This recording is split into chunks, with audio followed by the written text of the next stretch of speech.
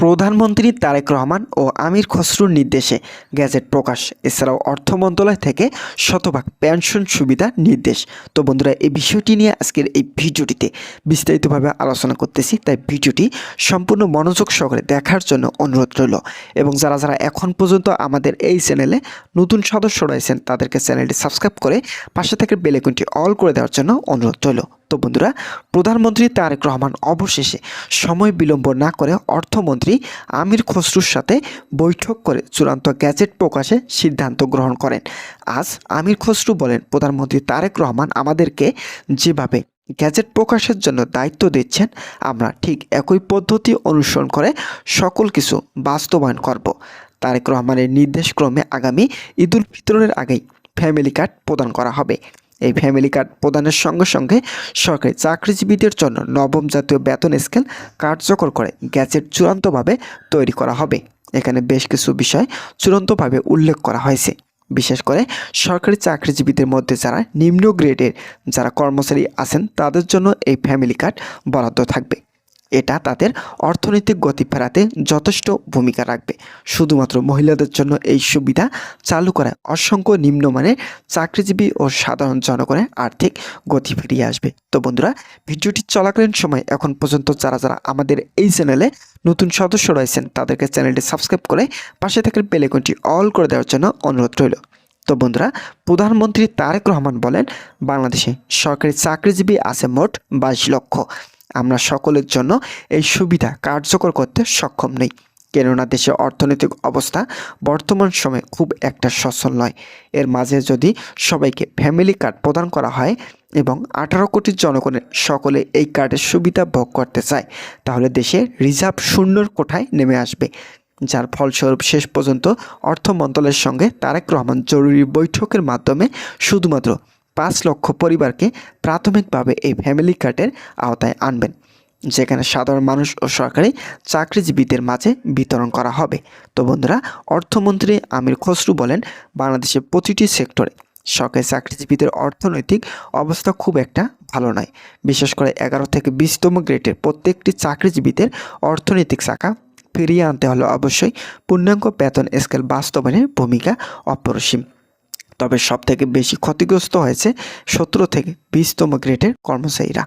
সর্বশেষে এই 3 গ্রেডের এই কর্মচারীরা যে বেতন পায় তা দিয়ে বর্তমান সময় সংসার চালানো অত্যন্ত কষ্টসাধ্য।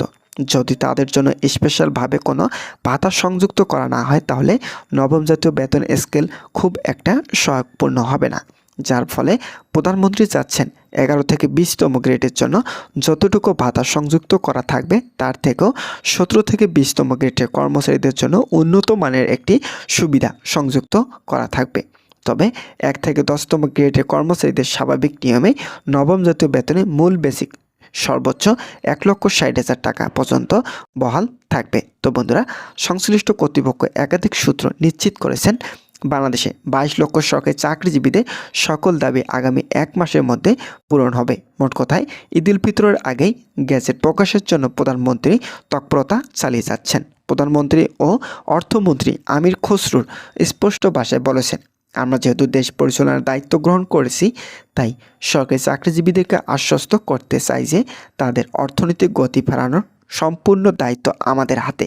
আমরা যথেষ্ট চেষ্টা করব আগামী ঈদুল ফিতরের আগেই গ্যাজেট সম্পূর্ণরূপে প্রকাশ করার জন্য, যাতে করে সরকারি চাকরিজীবীদের আগামী মাস থেকে চূড়ান্ত বেতন বৃদ্ধির সুবিধা যথাযথভাবে ভোগ করতে সক্ষম হয়। তো বন্ধুরা, যারা যারা সরকারি চাকরিজীবী রয়েছেন তাদের জন্য শুভকামনা রইল। তারা পরবর্তী আপডেট পেতে চ্যানেলটি এখনই সাবস্ক্রাইব করে পাশে থাকার বেল আইকনটি অল করে রাখুন। তো বন্ধুরা, অর্থনীতিবিদদের সঙ্গে যখন তারেক রহমানের বৈঠক হয়, তখন অর্থনীতিবিদরা বলেন, শুধুমাত্র আংশিক বেতন স্কেল বাস্তবায়ন করে মূল বেসিক সর্বনিম্ন 20,000 টাকা নির্ধারণ করলেই নতুন সরকারের দায়িত্ব শেষ হবে না। নতুন সরকারকে অবশ্যই শতভাগ পেনশন সুবিধার আওতায় কর্মকর্তা ও কর্মচারীদের আর্থিক সক্ষমতা বৃদ্ধি করতে হবে। এখন হয়তো মূল বেসিক সর্বনিম্ন 20,000 টাকা নির্ধারণ করা হয়েছে, কিন্তু যে সকল চাকরিজীবীরা অবসরে যাবেন তাদের জন্য অবসরকালীন ভাতা 20,000 টাকা নির্ধারণ করা না হলে অথবা শতভাগ পেনশন সুবিধা কার্যকর করা না হলে তারা আর্থিকভাবে ক্ষতিগ্রস্ত হবেন। যেভাবেই হোক তাদের এই বিষয়টি আমলে নিয়ে গ্যাজেট প্রকাশে পরামর্শ দেন অর্থনীতিবিদরা। অর্থনীতিবিদদের এই সিদ্ধান্তকে সাধুবাদ জানিয়েছেন আমির খসরু। তিনি বলেন, আমরা এই বিষয়টি পর্যালোচনা করব এবং দ্রুত গ্যাজেট প্রকাশের সঙ্গে সঙ্গে এটি সংযুক্ত করার পরিকল্পনা রয়েছে। একই সঙ্গে অর্থমন্ত্রী আমির খসরু বলেন, বাংলাদেশের জনগণের জন্য গভীরভাবে সুষ্ঠু পরিকল্পনা নিয়ে কাজ করার চূড়ান্ত সিদ্ধান্ত নেওয়া হচ্ছে। এই সিদ্ধান্তগুলো সরকারি চাকরিজীবীদের জীবনমান উন্নয়নের ব্যাপক আলোড়ন সৃষ্টি করবে বলে স্পষ্ট ভাষায় বার্তা দিয়েছেন সংশ্লিষ্টরা। পে কমিশনের একজন ঊর্ধ্বতন কর্মকর্তা বলেন, আমাদের সঙ্গে নতুন সরকার বৈঠক করেছেন। বৈঠকে বেতন স্কেলের বিষয়গুলো খুবই জোরালোভাবে তুলে ধরেন। কবে নাগাদ গ্যাজেট প্রকাশ করা হলে কর্মচারীদের কোনো প্রকার সমস্যার সৃষ্টি হবে না সে বিষয়গুলো নিয়েও চূড়ান্ত আলোচনা হয়। অবশেষে সিদ্ধান্ত অনুযায়ী ধারণা করা হচ্ছে আগামী ঈদের আগেই এটি কার্যকর করা সম্পূর্ণ প্রায় 90%। তো বন্ধুরা, আজকের এই ভিডিওটি এই পর্যন্ত ছিল। আশা করছি আজকের এই ভিডিওটি থেকে অনেক উপকৃত পেয়েছেন। যদি কোনো ধরনের উপকৃত পেয়ে থাকেন তাহলে অবশ্যই আমাদের এই চ্যানেলটি সাবস্ক্রাইব করে পাশে থাকার বেল আইকনটি অল করে রাখবেন। ধন্যবাদ সকলকে।